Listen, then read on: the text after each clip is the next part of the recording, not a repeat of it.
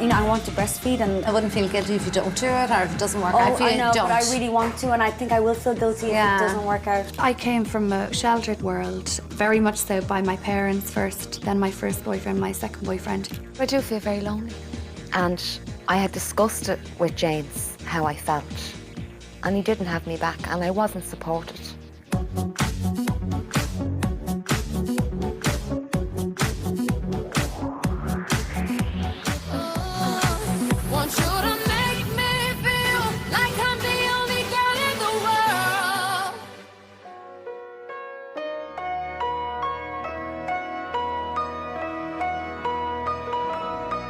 It was Saturday night. I was downstairs in the sitting room and I said to Kath, I just got the strangest pain. I think that was a contraction. And he's like, oh, are you sure? And I was like, yes. So we called the hospital and they said, look, if you feel really weird, come into the hospital. And I felt embarrassed to go in because I didn't want to be one of those women that kept being sent home all the time. So I got into bed and I think we must have gotten out of bed about 3 times, made the bed, got dressed to go, and then they would stop. So I was like, no, let's get back into bed. So then finally it was about 6 o'clock on Sunday morning when I said, no, this is it, I really have to go to the hospital. So we went to Mount Carmel and I made us stay in the car for about half an hour to an hour listening to 80s music in case it really wasn't labour. I wasn't sure. And I was like, no, I better go in. So we went in and they put me in the labour room. They gave me the birthing ball. So I'm sitting across the bed on the birthing ball, like going like this. And I said to God, geez, these contractions are fine. This is grand. Like, what are all these women going on about the pain and everything? It's not that painful, I can handle this. Well, all of a sudden, I got this really big contraction. It was like somebody was actually sawing me in half. And that's when it started getting really painful. So this went on until about 9 o'clock that night till they called the anaesthetist and he came down and the epidural was actually one of the most painful things. But then I just relaxed for a few hours and I couldn't feel any contractions anymore. How long was the labour? I was in the hospital for like maybe 18 to 20 hours with really bad contractions. But then I went into labour at 2 on Sunday morning, and because I wasn't like properly dilated, I had to get an episiotomy, and that was absolutely, I'm still having nightmares over it. But if you want to know the description of what that actually feels like, it's like, have you ever cut a watermelon and it just kind of cracks open and it's like, shh, yeah, that's exactly what episiotomy feels like. But it was worth it because when he came out, it was amazing because it was like. All these amazing endorphins in my body. It was just, these were released. It was like I was just in a different world. It was the most beautiful feeling ever. So it was lovely.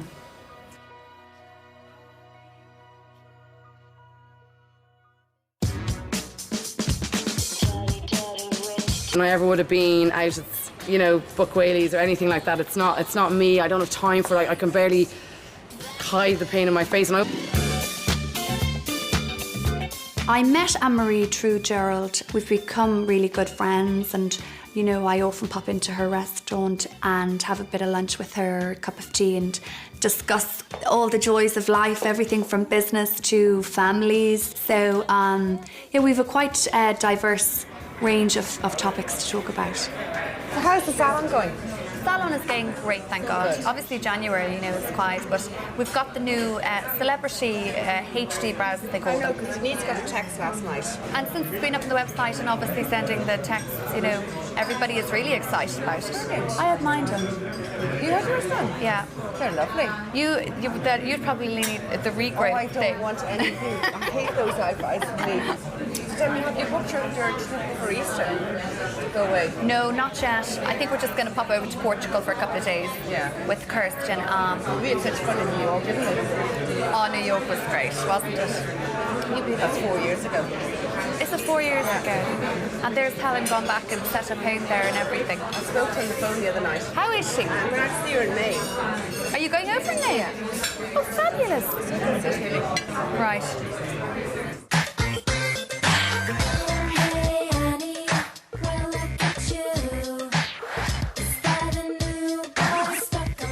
He's a really placid baby. He's really good. I'm lucky that way. The first week is actually a blur to me because I could barely walk, first of all, for obvious reasons, and I just felt so tired because he was feeding a lot and he hadn't really had his proper routine yet, and we had visitors staying and everything, and to be honest, I'm only starting to feel kind of normal again now. Collars up. The D4 look. I was also in fear of getting a postnatal depression because I know that's really common as well. And I did have a few periods when I just broke down and cried over nothing.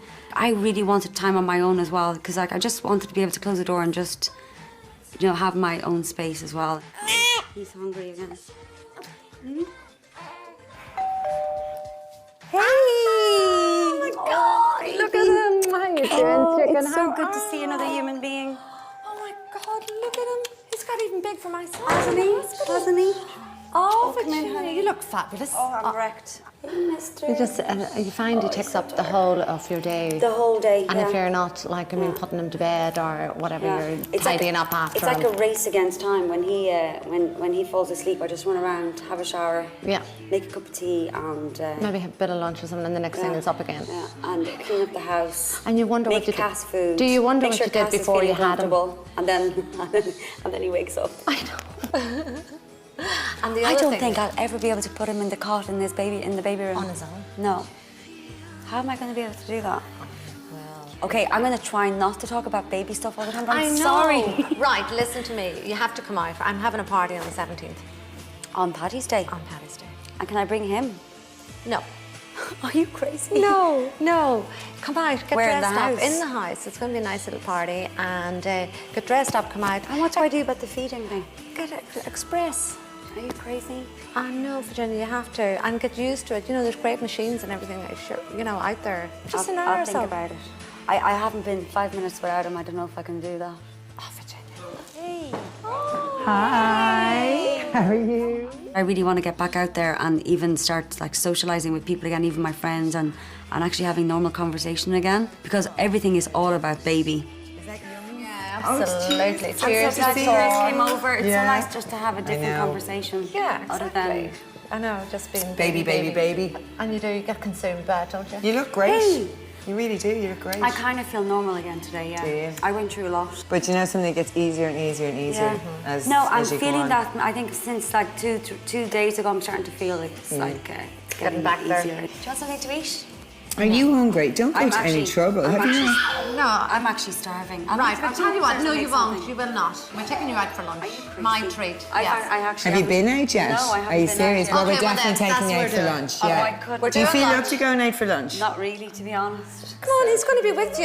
Yeah. Okay. Right, okay. come on now. No I'll- chicken and out, we're going out. Okay. Yeah, let's go. Lunch. You'll enjoy it. I can barely get up myself.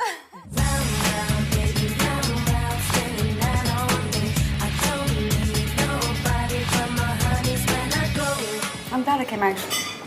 It does you good. Yeah. And are you getting enough rest? No, I'm fine. I'm fine with the resting thing. It's just the pain I had for like the whole 2 weeks After, afterwards. Yeah, it was. Okay. Oops. And do you want?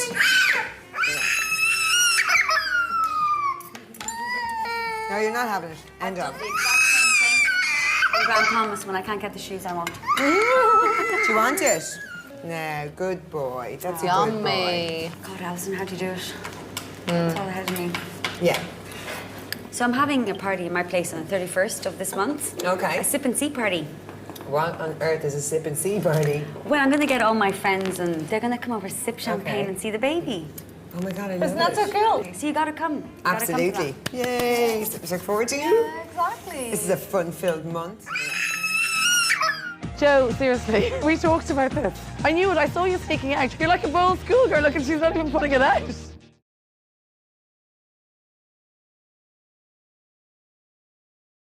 Want you to make me feel like I'm the only girl in the world.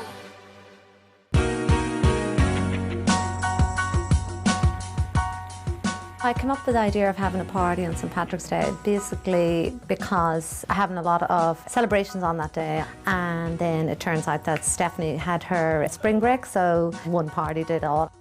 Up at 5 a.m. at the airport for Stephanie and the friends, and it was really all go from there. Hey Granny, I'm good. How are you? Yeah, I am. It's so nice. We were home at like 5 a.m. now, so I'm like, I feel like the jet lag will be catching up with me soon. I love it over there, but I mean, it's always like a sacrifice being away from your family and your mom and dad, obviously. But I mean, to get anywhere in this life, it's something you have to sacrifice something. And that's something that my mum always taught us. But there's times, of course, where you're like, oh, I don't know if this looks good on me, or it's so silly, but, or Mom, I feel sick, or like something like that. You want someone there, you know? And that's why I have such amazing friends over there, because as much as like they're not a family, but they like kind of substitute as best they can, you know? How about Ryan's landlord comes into his apartment whenever he feels like it? Just comes in. Just comes in.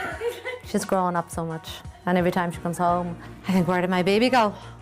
You know, you always want to hold on to as much as you can of your kids. I know I do anyway, but I just feel from she's moved to New York that, you know, she's had to adjust, and that's hard for a mum to deal with, especially from she announced that she was not coming home for like maybe 3-4 years, or who knows, maybe for as long as, I don't know.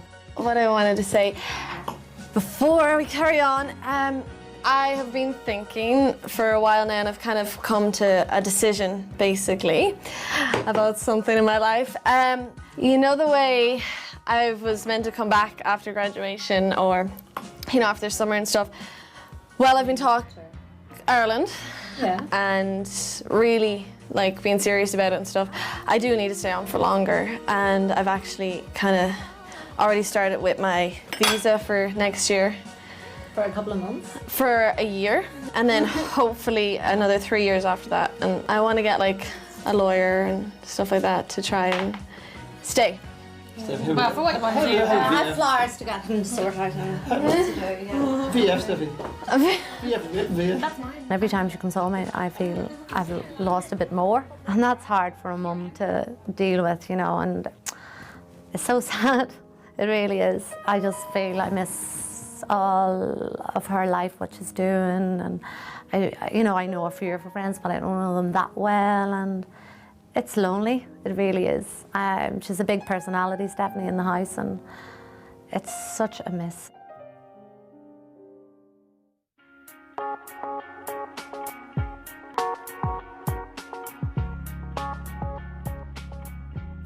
Well, I'm planning to go to Australia, well, as soon as possible, really. I don't really know what's involved in it yet. But everything that's going on, like, I want to stay, but I do think I need to go. Like, everything's happening with my mum at the moment, like, I'm sure if she needs that, and, like, I'm only a phone call away, or I think it's only support she'd need, really, like. Forgot to ask you, did you hear anything back from Mac about Australia? No, I haven't heard that. It's really sad now, the way the kids all have to leave, and I think that's terrible, because when I had you, like, there was jobs out there, it was bad pay, but there was, and then the boom was starting, so. He's at an age as well where he needs to spread his wings, and I want him to travel. And if I'd have got that opportunity at 21, I'd have grabbed it, and I know my dad would have backed me up and supported me to do the same. So it's going to be tough, but he's no choice. So go over to Australia, you won't miss me anyways. Me? Yeah. Yeah, I suppose you're right. Pants on the floor. Would you miss me cooking? What cooking? I think there's a lot of people I'd miss, like even my grandmother. We're very close, my grandmother and grandfather, like, so I'd really miss a lot of people going over there. I was sitting this morning with Gavin. I just had a cup of tea with him. I was after coming in and I had a cup of tea with him. Okay. And he was saying to me about Australia. I don't know whether he will go or he won't go, but how would you feel if he did go? Oh, Joe, I'd be heartbroken. Would you? It'll also break your father's heart. I know. Now I'm getting upset. Like the way things are going on now, and the way the country is, like, it is a good move. I feel it's a good move for him, and I just feel there's nothing here for other, you know, for his age group. If he decides to stay, he's always got a home here, he's always got a room here. But I mean, when you're hitting 22 and you have a lovely girlfriend and you're in love, you don't want to be under Mammy's roof.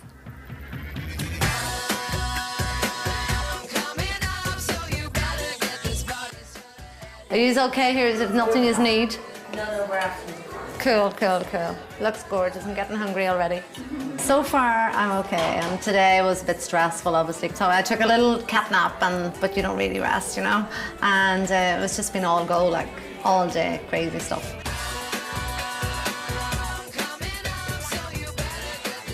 Did you Junior's first night out, leaving the baby with Cass, and I think she's really nervous about that. But you know, I'm sure she'll come round to all of that. Are you nervous leaving him? Yeah, I'm just not going to think about it. No, don't think about it. Don't even talk about it. You're out for the night. This is your first night out. Cheers!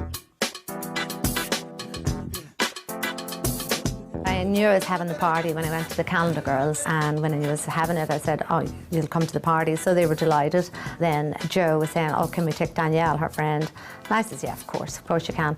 So I went to the party with Joe and James. We arrived about 8:30, 9 and the party was in full swing. Real typical Irish kind of gathering. Well, kind of typical and not so typical. Thank you for having us. You look amazing. Oh, Danielle, my friend. How are you? Nice to meet you. Thank you for having us. Are you well? Welcome. I'm great. So do you. You look amazing. My husband. Oh, James. James would be very shy and very nervous about going to a lot of places. He likes to be totally on the QT. And when I had told him about it, he's like, as Joe? I don't know about this, about babysitter. So my mama sorted it out. I need you to come. I don't want to go on my own, and I just need a bit of support and a bit of backup. Do you like a glass champagne? I always have his back, and he doesn't have mine. I don't like socialise really. I'm not a big socialiser. I've been out maybe 2 or 3 times in the last maybe couple of months. I'm not really interested. We have a lovely home here. Once I come inside the big gates we have outside, I just don't want to go back out.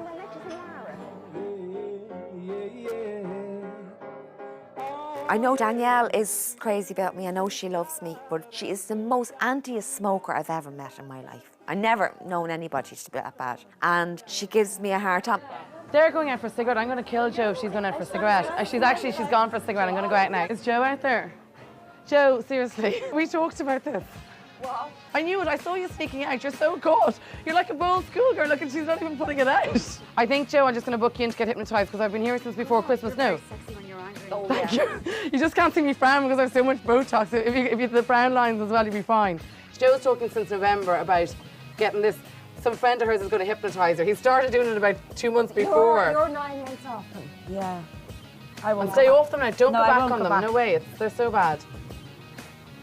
And I'm not like a naggy, like I am. Well, I'm a bit naggy, yeah. Are you putting it out? She's standing there. Just because you're turning around, I can still see you smoking it. It does make you look very sexy. I took the bollocking. I did. I took it, and I was find it a bit funny and having the crack with it, but she was bollocking me out of it, and I was all right. That was going on. All right, now pack it in. And your lungs are getting clogged, and your alveoli are getting clogged. Right. It's gross. That's just going to be. I'm going to do it. And can I just say to you as well, everyone else finishes it, like, and they leave a centimetre. You're I'm smoking not down paying to a 10 millimetre. euros. I'm not paying fucking 10 euros. I know, but there's about a fucking throw them millimetre away. left.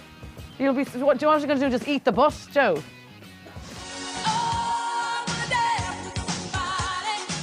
Everyone's so different, and yet all of us have kind of a similar little twist as well. I have a lot of time for all of them. I'm surprised at the fondness I have, and I feel there'd be friendships for life there. But the thing is as well is, right, everyone else, a lot of people want to look for a guy. They're thinking they want to meet a guy who's going to, you know, they can marry and take care of them and the rest. I always just think my dreams are to get to a position where I can take care of myself, and I don't need a guy per se. Does that make sense? That was the first time I'd met Danielle. I was trying to tell her, you know, to kind of go outside the box with her choice of men. But I just think maybe, you know, maybe not be so specific. But could I stick with the tall boy? And I don't want tall and skinny because that would be a nightmare. So could I stick with tall and built well, and then maybe relax on the brains and stuff?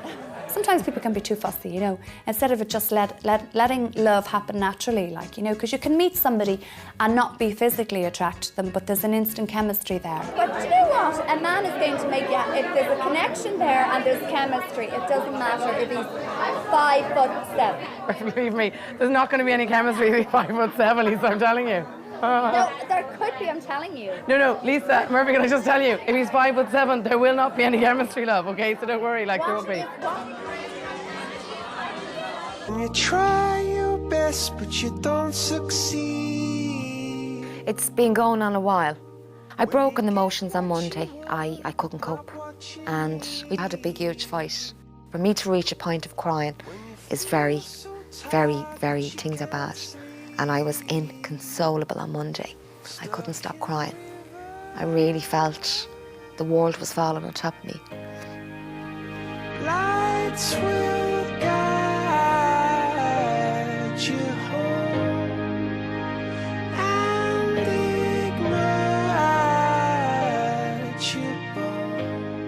feeling very lonely.